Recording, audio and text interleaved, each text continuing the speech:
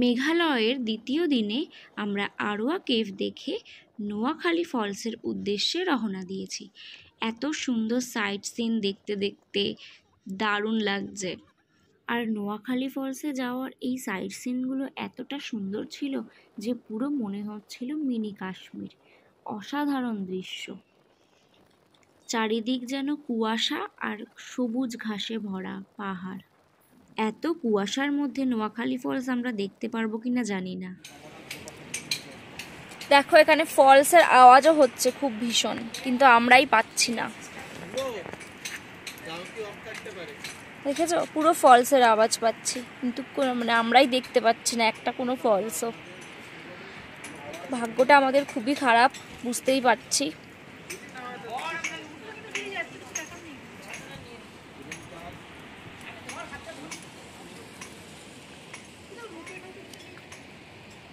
মানে এখান থেকে 2 কিলোমিটার 3 কিলোমিটার গেলেই আবার পুরো পরিষ্কার, মানে পিছন দিকে গেলেই আবার পুরো পরিষ্কার। 2 কিলোমিটার 3 কিলোমিটার গেলেই পুরো পরিষ্কার, কিন্তু এই জায়গাটাই দেখো এরকম হয়ে রয়েছে। যেখানে যেখানে ফলস আছে সেখানে সেখানে এরকম হয়ে রয়েছে, পুরো কুয়াশায় চারিদিক ঢেকে রয়েছে।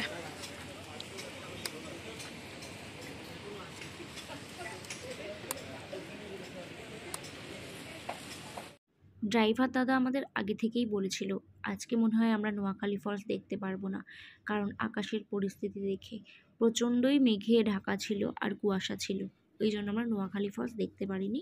তাই জন্য ড্রাইভার দাদা আমাদেরকে এই ডবল লাইফ ফলসে নিয়ে এসছে। চলো দেখা যাক এই ডবল লাইফ ফলসটা কেমন। এই ডবল লাইফ ফলসটা আমাদের ট্যুরের মধ্যে ছিল না, তো ড্রাইভার দাদার কথায় আমরা এই ডবল লাইফ ফলসটাতে এলাম। ড্রাইভার দাদাই বললো যে চলো এই ফলসটা থেকে ঘুরে আসবে। এটা নাকি খুব সুন্দর একটা ফলস, জঙ্গলের ভেতর দিয়ে এরকমভাবে সিঁড়ি আছে, সিঁড়ি থেকে নেমে অনেকটা নিচে অবধি যেতে হয়। তো আমরা সেটার উদ্দেশ্যেই যাচ্ছি। আর পুরো দুপাশে এরকম জঙ্গল, বড় বড় পাথরও রয়েছে, আর সিঁড়িগুলো বৃষ্টিতে পুরো ভেজা। আর এখানে খুব একটা ভিড়ও হয় না, এখানে খুব একটা লোকজন আসে না, তাই জন্য এই ফলসটা মোটামুটি ফাঁকাই থাকে। ভালোই হয়েছে, আমরা একটু ভালো মতো এনজয় করতে পারবো। চলে এসেছি আমরা ফলসে, দেখো এত সুন্দর ভাবতে পারি না। যেতে যেতে সেভেন সিস্টার ফলসে আমাদের যাওয়ার কথা ছিল, তো ওটাতে মনে হয় না যেতে পারবো, তো তার আগেই আমাদের এই ঝর্ণাটা পড়লো, তো আমরা সেখানে চলে এসেছি। এই ওয়াটার ফলসটা রাস্তাতেই পড়েছিল, তো আমরা এখানে চলে এলাম। ড্রাইভার দাদা আমাদেরকে নিয়ে আসলো এটা দেখানোর জন্য। তো দেখে নাও তোমরা কত সুন্দর।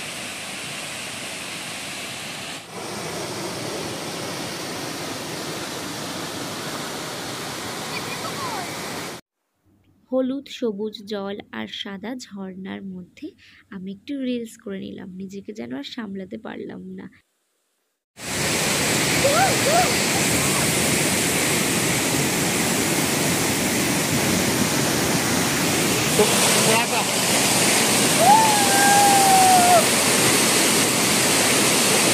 এত সুন্দর জায়গা দেখে আমি যেন পুরো পাগল হয়ে গেছি, তাই জন্য নিজেকে আর সামলাতে না পেরে চিৎকার করে নিলাম।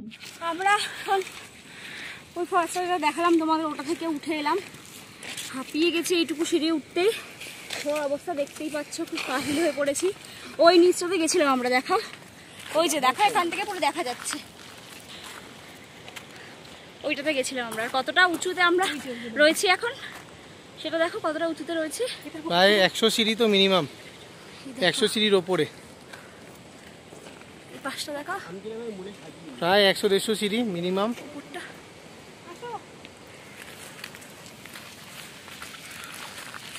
মানে এতটা উঁচুতে আমরা উঠলাম, ওখান থেকে হাঁপিয়ে গেছি। প্রায় 150-300 সিঁড়ি মিনিমাম আমাদের উঠতে হয়েছে। ও চলো চলো আবার দেখা হচ্ছে। না চলো চলো। তো আজকে আমাদের সেভেন সিস্টার ফলসে আসার কথা ছিল, তো এখানে এসেও দেখছি চারিদিক যেন ধোঁয়াশায় ঢেকে রয়েছে। দেখে তো ভীষণই মন খারাপ হয়ে গেছে। নোয়াখালী ফলসও দেখতে পেলাম না, এটাও দেখতে পাবো না। তারপরে কিছুক্ষণ ওখানে ওয়েট করলাম। ওয়েট করতে না করতেই দেখতে পাচ্ছি মেঘগুলো হালকা হালকা করে সরে যাচ্ছে। ওয়াও, তাহলে আমাদের লাকটা একটু ফিরছে মনে হচ্ছে। ভেবেছিলাম এটা আমরা দেখতে পাবো না, তাই জন্য তো খুব মন খারাপ হয়ে গেছিলো যে সেভেন সিস্টার ফলস দেখতে পাবো না। কিন্তু না, ভগবান আমাদের সাথে এতটাও খারাপ করবে না। দেখো পুরো জিনিসটা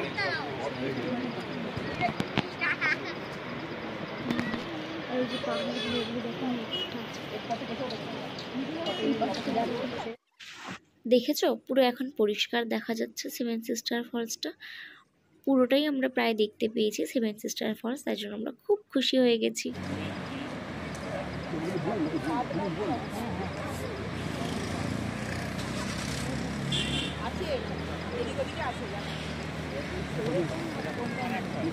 যে নিচে জলগুলো যাচ্ছে দেখেছো, এগুলো সব এক্সপ্লোর করো। জায়গাটা দেখেছো, জায়গাটা নিয়ে জাস্ট কোনো কথা হবে না, এত সুন্দর জায়গা, চোখ দুটো যেন পুরো জুড়িয়ে গেল, চোখের পলক ফেলা যাচ্ছে না। যাই হোক, আমরা ভেবেছিলাম হয়তো সেভেন সিস্টার ফলস আমরা দেখতে পাবো না, কিন্তু আলটিমেটলি দেখতে পেলাম। তো তোমাদেরকেও দেখাচ্ছি, দেখো।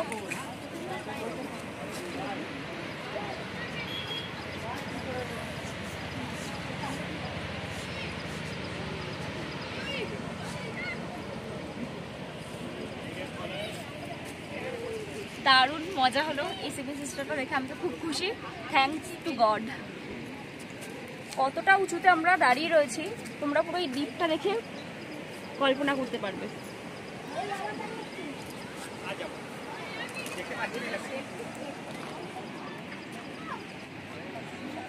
অনেকক্ষণ এখানে দাঁড়িয়ে থাকার ফল মানে আমরা দেখতে পেলাম লাস্ট মোমেন্টে মেঘ আমাদের সাথে লুকোচুরি খেলতে খেলতে জাস্ট সেভেন সিস্টার ফলসটা এখন পুরো স্পষ্ট দেখা যাচ্ছে।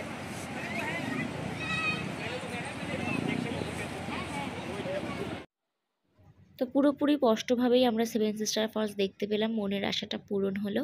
ভাবতে পারিনি দেখতে পারবো, কিন্তু খুব মজা হলো।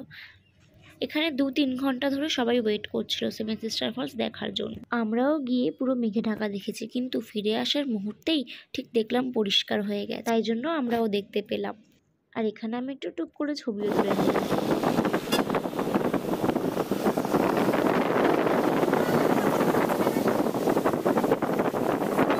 সেভেন সিস্টার ফলস থেকে বেরোতে বেরোতে প্রায় 5টা বেজে গেছিলো। আমাদের কিছু লাঞ্চও করা হয়নি, তাই জন্য একটু লাঞ্চ করে নিলাম। আর এখানে খাচ্ছি ফ্রাইড রাইস আর চিকেন কষা।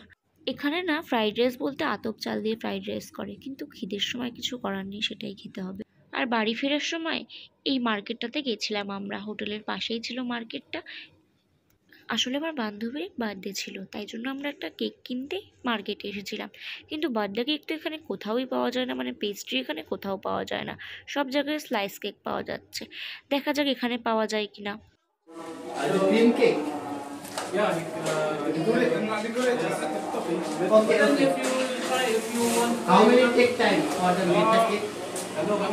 অবশেষে পাওয়া গেল না। আর যদিও বা পাওয়া গেল, বললো অনেকক্ষণ সময় লাগবে, মানে 4-5 ঘন্টা সময় লাগবে ওরা তৈরি করে তারপর দেবে। বাট আমাদের কাছে তো টাইম ছিল না, তাই জন্য অগত্যা আমাদের ওই স্লাইস কেক নিয়েই যেতে হলো। কি করব, বার্থডে সেলিব্রেট তো করতেই হবে, সেটা যাই কে হোক না কেন। Birthday, happy birthday, happy birthday moon. Happy birthday বোন। 10 কিলো বোলিন মাখার পর তোমার এই টুকটা কেমন লাগছে বলো প্লিজ। আর বাবা দেখো, ঘুমাতে দেয়নি কেউ আমাকে, তারপর করছি, এটা বিশাল ভাগ্য। আচ্ছা, আজকে স্পেশাল দেখার জিনিস হচ্ছে এই কেকটা, কেকের মাঝখানে ফুটো করছে, দেখি কি দেখো মাঝখানটা কি করে ফুটো জিম্বো বলতে পারবে। জিম্বো এই জিম্বো রাত্রে বাইরে গেছিল। জিম্বো কেকটা কিন্তু ভালো হয়েছে। খাই দিয়েছি কেক। আমি একটু দিই। মাঝখানে কি বলবো, কিছু বলতে পারছি না। Happy birthday. কেক অর্ডার দিয়েছিলাম, যেটা আমার অফিসে আনা হয়েছিল, যেটা আমার অফিসে আনা হয়েছিল 4 দিন আগে, অর্ডারে আসেনি। আমার এখানে একটা কথা আছে, বউকে যে সবচেয়ে ভয় পায়,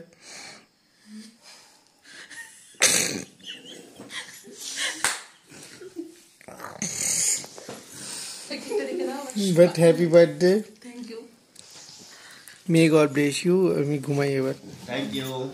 এই আজকে সারাদিন এতটা জার্নি করার পর আজকে 3টে জায়গা আমরা এক্সপ্লোর করেছি। আর তারপর আমরা এতটা টায়ার্ড ছিলাম যে রুমে গিয়ে আমরা কিছু হালকা ডিনার করেই ঘুমিয়ে পড়েছিলাম।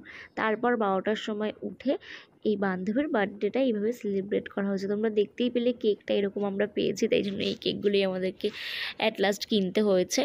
আর তোমরা বুঝতেই পারছো পুরো ঘুমের চোখে আমাদের বার্থডে সেলিব্রেশনটা হয়েছে। সো যাই হোক, আজকে দিনটা আমাদের ভালোই কাটলো। আর আমার এই ভিডিওটা লাইক কমেন্ট শেয়ার করে দাও। আর তোমরা কি করছো যারা আমার চ্যানেলটাকে এখনো সাবস্ক্রাইব করোনি আর আমার এই পেজটাকে ফলো করোনি, তারা জলদি জলদি করে দাও।